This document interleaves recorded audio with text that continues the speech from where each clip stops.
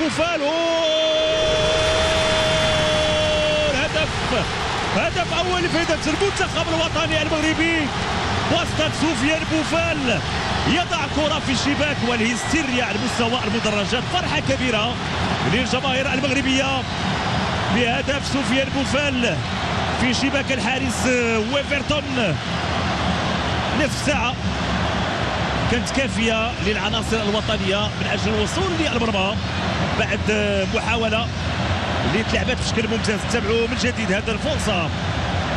حكيم زياش خطا الكرة بشكل ممتاز، انطلاقة كان تمريرة كان خطأ على مستوى التمرير بلال خنوس ثم استرجاع الكرة. لاحظوا المناطق ديال المنتخب البرازيلي، تمريرة ممتازة ثم خطأت الكرة لسفيان بوفال. ما زاد ما نقص، وضع الكرة بهذا الشكل وبهذه الطريقة وبهذه الجمالية واللي خلى ما كاين أي ردة فعل لويفرتون. تابعوا هذه المحاولة. سفيان بوفال يضع الكرة في الشباك وفرحة كبيرة للاعبي المنتخب الوطني المغربي. تابعوا من جديد. سفيان بوفال خطأ الكرة بشكل ممتاز ولأنه كان عاطي الحارس المرمى بالصدر بالظهر عفوا، فما تمكنش ويفرتون من إبعاد الكرة. هدف أول وهدف مستحق.